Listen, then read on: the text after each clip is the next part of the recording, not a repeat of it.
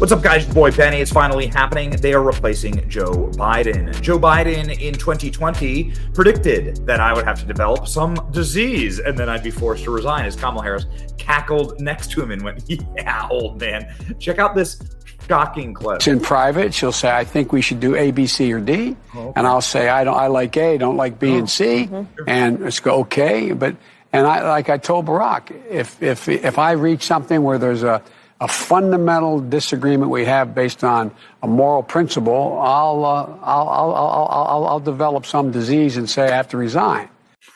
The amazing thing is that Joe Biden already had the vicious cocktail of whatever handicap that he has in the brain right there. And so you can see with the lower level functioning that Joe Biden was already planning on developing a disease and resigning. That was already in the playbook. They've already been talking about it. Joe Biden is not capable of deep thought. These are ideas that must have been placed in his head early on. And even in an interview that was done yesterday, Joe Biden said that when he considers dropping out of the race, I'd have some type of medical emergency, or if some doctor came to me and said, that you have a problem and you can't keep going. Right on schedule, Joe Biden gets COVID and has to cancel all of his meetings yesterday. That's right. Ding, ding, ding, ding, ding. Joe Biden getting COVID, having to have this lady trotted out in the middle of an event saying, unfortunately, the president cannot be here. Yeah. Joe Biden was not looking great yesterday, I got to tell you.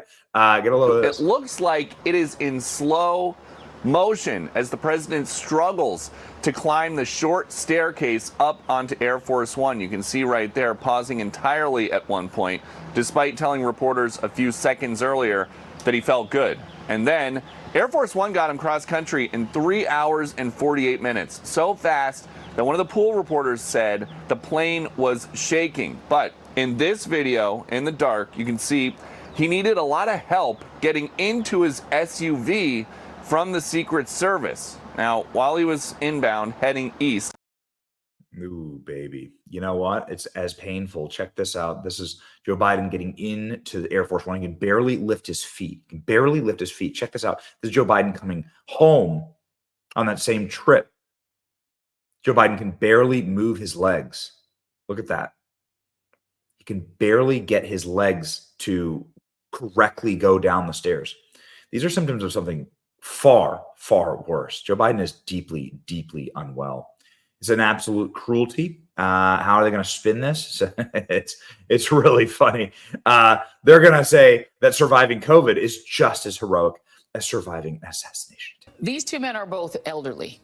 Donald Trump is an elderly man who, for whatever reason, was given 9 seconds to take a iconic photo op during an active shooter situation. Weird situation. We'll figure that out one day. But his survival of that and bouncing right back and going right to his convention is being conveyed in the media world as a sign of strength.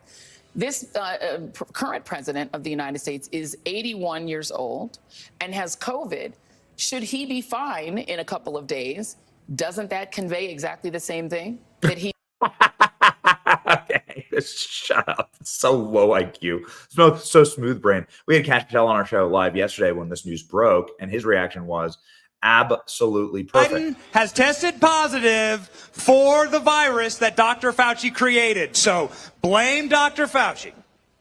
Well, there it is. That's the breaking news. Well, it's the setup. We saw it. The Biden administration just put out before this positive test that if he were to have a medical incident, he would consider opting out of the race.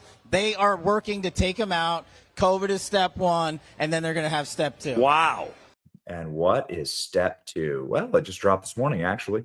At time of recording, just a few minutes old, several top Democrats privately tell us the rising pressure of party congressional leaders and close friends will persuade Biden to drop out maybe this weekend. Oh, baby. Here we go. Behind the curtain, top Dems now believe that Joe Biden is about to drop out. Several top Democrats told us privately the rising pressure from congressional leaders and close friends will get Biden to drop out.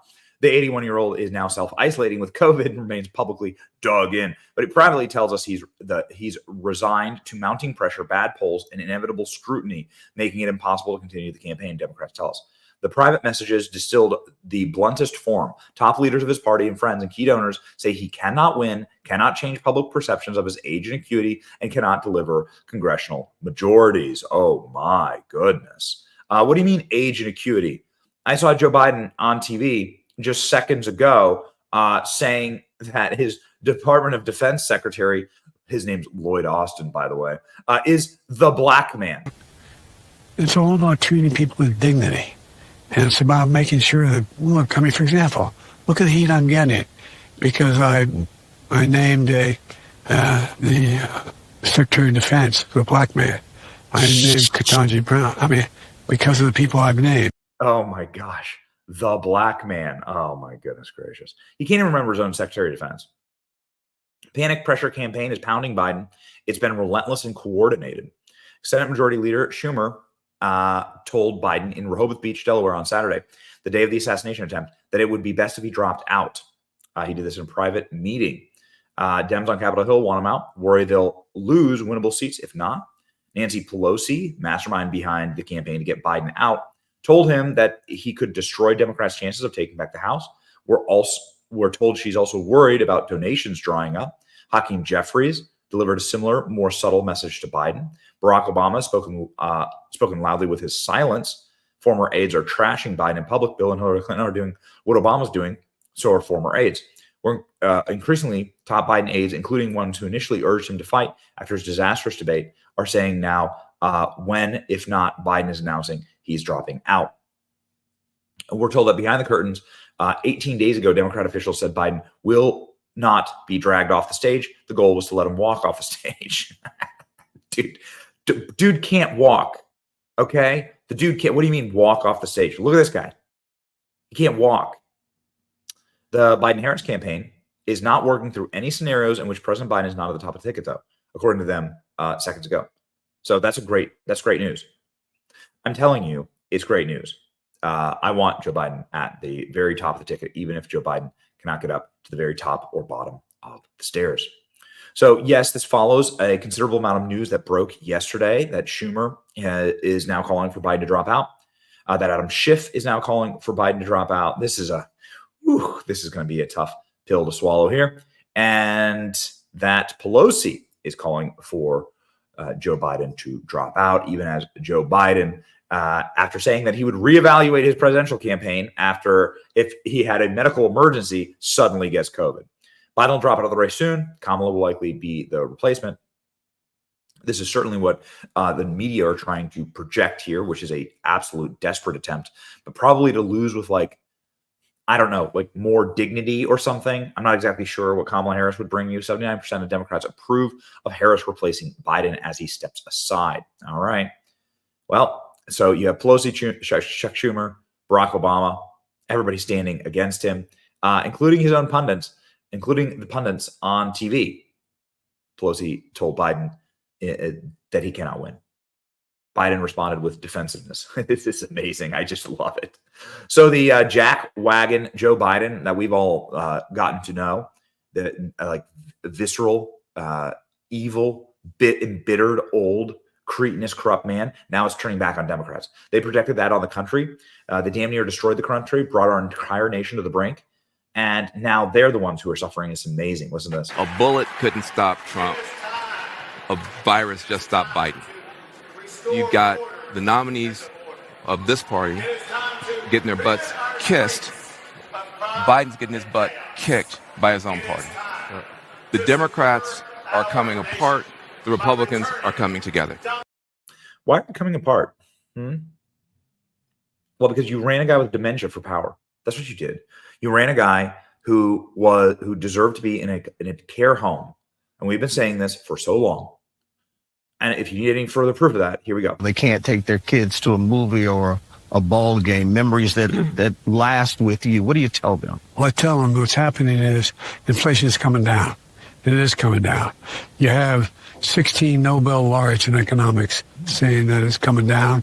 I think you're going to see, I have not spoken to the Fed. My guess is they're going to reduce rates. What we have to do is deal with the corporate greed. What's happened here is, since the pandemic, corporate profits have doubled.